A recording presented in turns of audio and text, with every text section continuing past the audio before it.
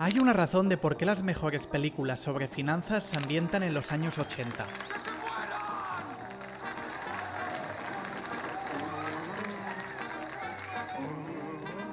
Fue la época dorada del fraude en Wall Street, pero también el momento en que los reguladores comenzaron a endurecer su lucha contra los delitos de cuello blanco. Incluso los villanos ficticios de Wall Street tienen una profunda conexión con la realidad, porque lo que ocurrió en esa época supera cualquier ficción que un guionista pudiera imaginar. Historias de avaricia, poder y ambición desmedida que marcaron para siempre el mundo financiero. Gordon Gekko, el emblemático personaje de la película Wall Street, pronunció una frase que se volvió icónica.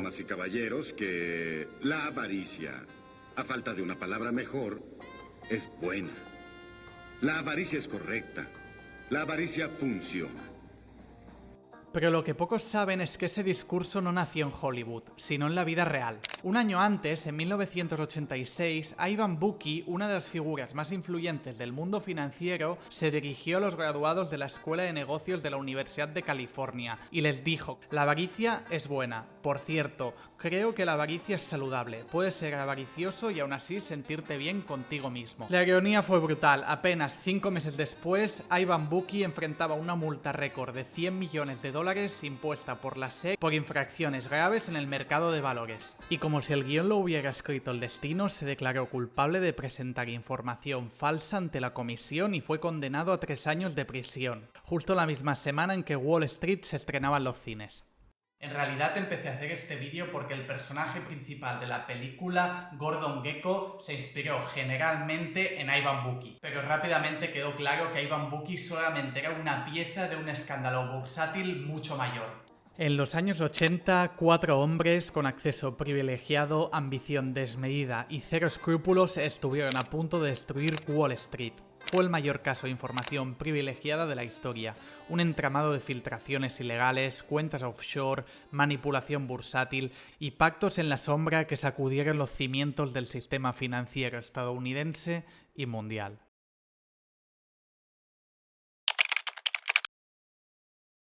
La escala de delitos financieros coordinados en la época de 1980 es impresionante. Pero claro, todo esto salió a la luz en esta época, pero venía de muchos años antes. A finales de los años 60 el mercado bursátil sufrió muchísimo. Los inversores generalmente invertían en empresas tecnológicas pensando que el crecimiento sería ilimitado y perdieron mucho dinero. Y a medida de que llegaba la década de 1970, la mayoría de la gente salió perjudicada debido a la burbuja tecnológica. Incluso los mismos brokers sufrieron una crisis de papeleo. Las operaciones en bolsa comenzaron a fallar.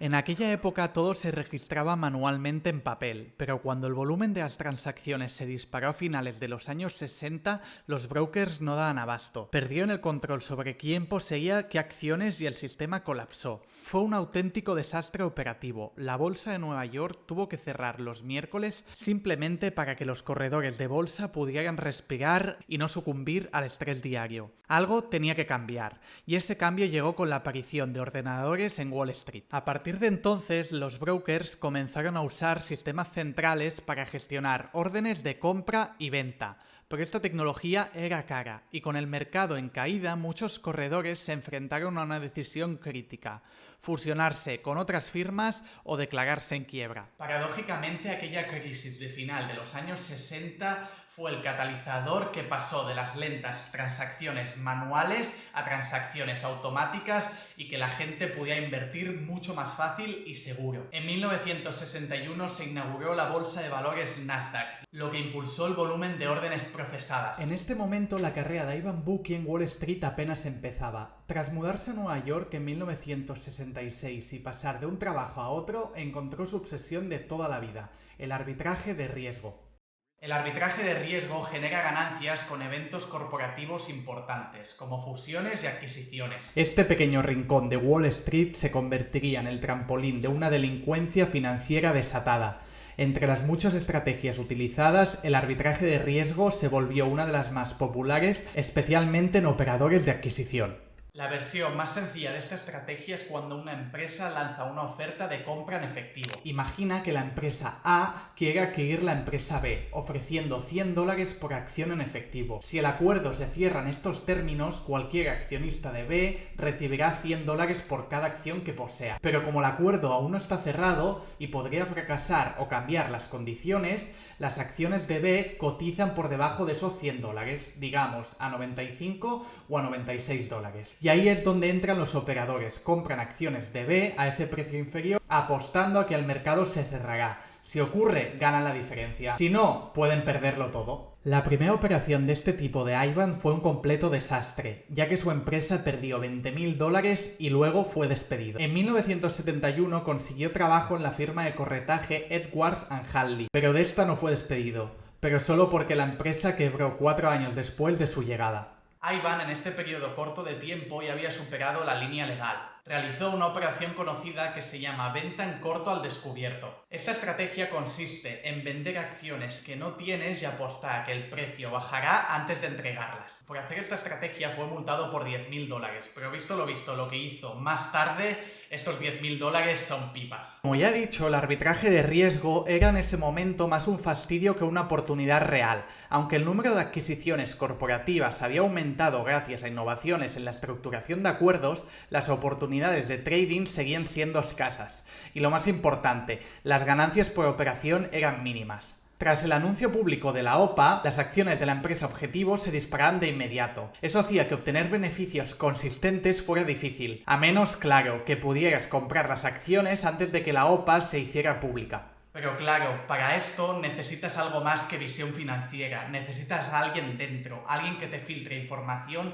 antes de que la OPA se haga oficial. Y operar con esa información privada es ilegal. A pesar de lo que sugiere el nombre, el abuso de información privilegiada no se limita a directivos o accionistas. Incluso si no tienes ninguna relación con la empresa objetivo, operar con información no pública sigue siendo un delito. Y si además pagas por esa información, o peor aún, ejecutas las operaciones desde una cuenta suiza offshore bajo un nombre falso, el delito se agrava considerablemente. En 1975, Ivan Bookey fundó su primera empresa de inversión usando la estrategia de arbitraje de riesgo. Una decisión sorprendente porque esta estrategia, si lo hacías legalmente, apenas tenías beneficios. Pero Ivan era una estrella. Apenas empezó con 700.000 euros de la familia adinerada de su mujer, comenzó a realizar apuestas audaces en adquisiciones corporativas. Una de sus operaciones más notables fue en 1977, cuando ganó $30 millones negociando acciones de Babcock & Wilcox, una empresa envuelta en una guerra de pujas entre United Technologies y McDermott. Las idas y vueltas de esa batalla hicieron que las acciones pasaran de $20 a $60 en apenas 2 años.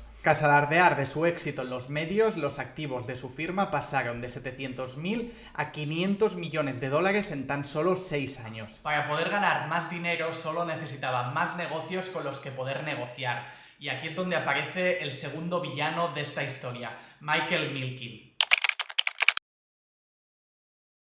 De hecho, es un poco cómico que no lo hayamos mencionado todavía, porque Michael Milken sin duda es el peor villano de esta historia. Crímenes como información privilegiada, evasión fiscal, manipulación bursátil, crimen organizado... Estas son solo algunas de las 98 acusaciones que enfrentó finalmente. Pero me estoy adelantando. A mediados de los años 70, Milken se convirtió en el pionero del mercado de los bonos basura. Cuando una empresa necesita financiación, puede emitir bonos.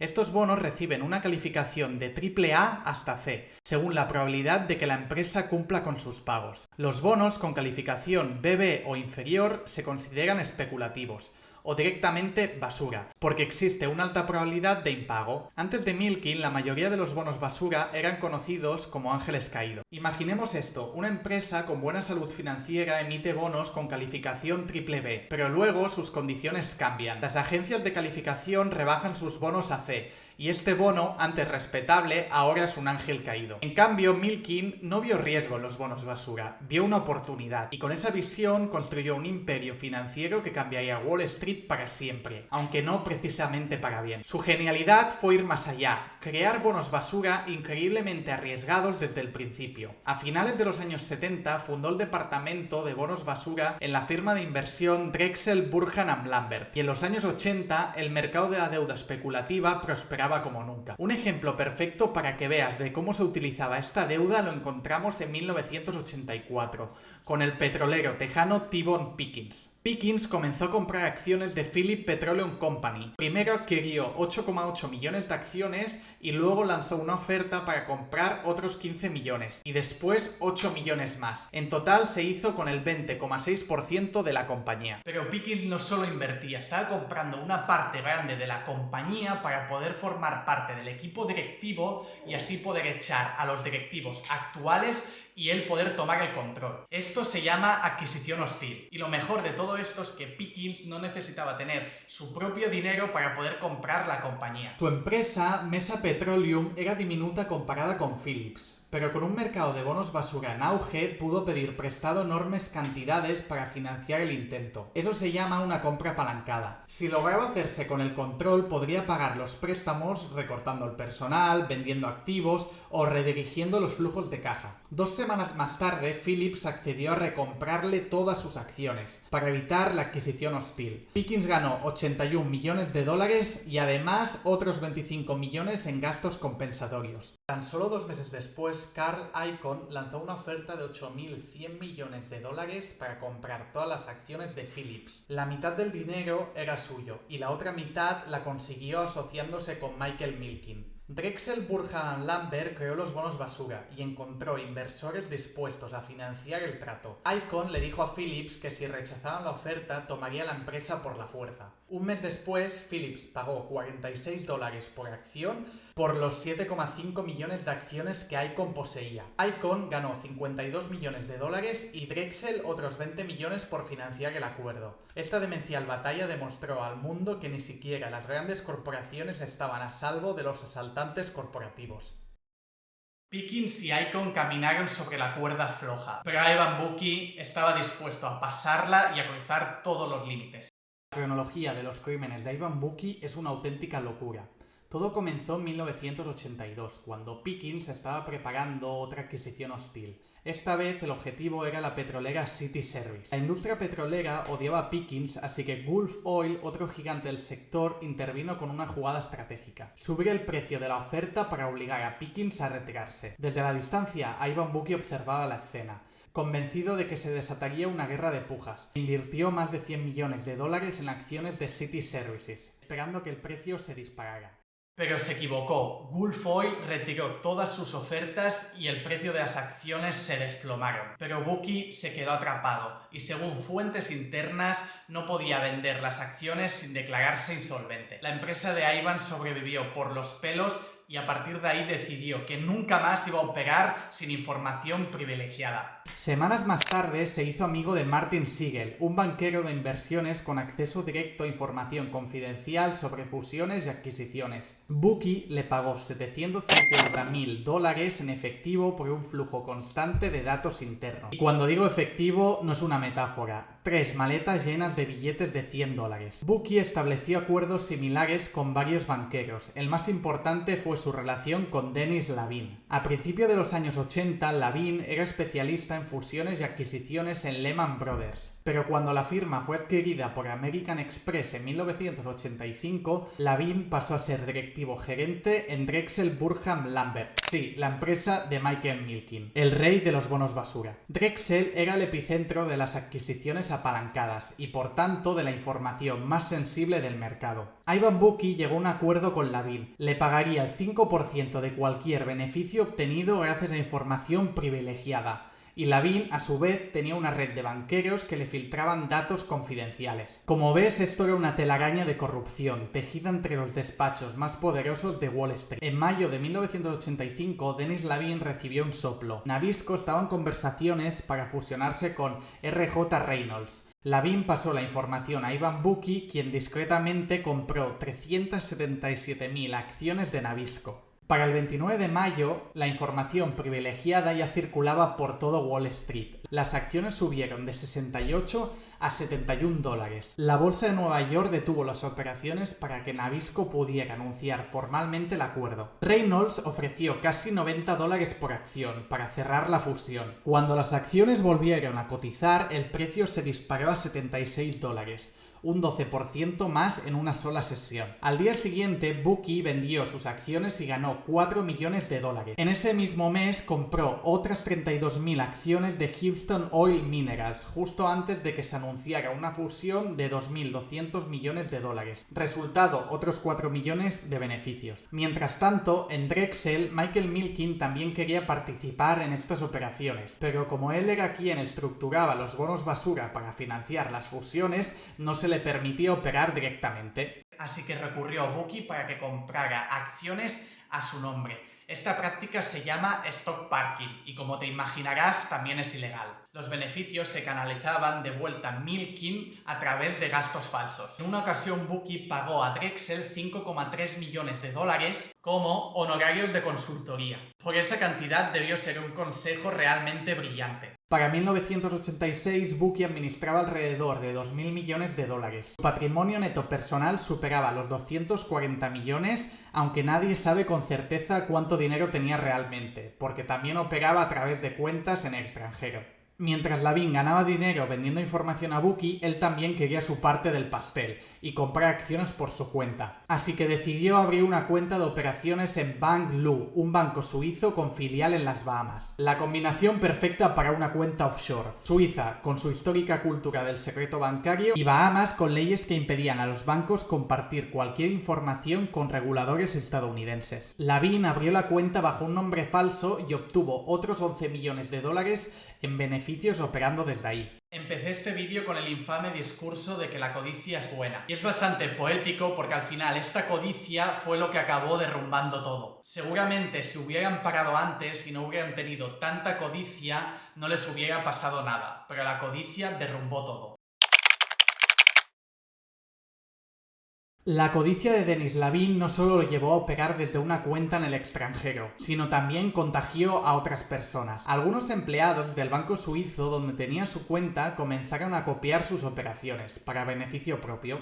El broker y 2 de sus empleados también copiaron las operaciones de Lavin en sus cuentas personales. Aunque esto pasó desapercibido durante un tiempo, Merrill Lynch acabó detectando el patrón y remitió la información a la SEC por sospechas de uso de información privilegiada. Las operaciones podían rastrearse hasta las cuentas de Bank Lu, pero los intentos de obtener información cayeron en saco roto. En las Bahamas, Bank Lu estaban a apuros. Sabían perfectamente que Lavin había operado ilegalmente y que alguno de sus propios empleados lo habían imitado. La exposición era real. El banco contrató a un abogado con sede en Nueva York que organizó una reunión con el gestor de cartera de Lavin, pero cuando este aterrizó en suelo estadounidense, los investigadores de la SEC ya lo estaban esperando, y como estaba en territorio norteamericano, pudieron citarlo directamente. Tras las negociaciones, Bank Lu aceptó revelar quién controlaba las cuentas a cambio de inmunidad. El nombre que dieron fue claro: Dennis Lavin. Y te preguntarás, ¿y la ley bancaria de las Bahamas que supuestamente lo protegía? Las autoridades determinaron que las cuentas de corretaje no eran cuentas bancarias, así que las leyes de secreto no eran aplicables.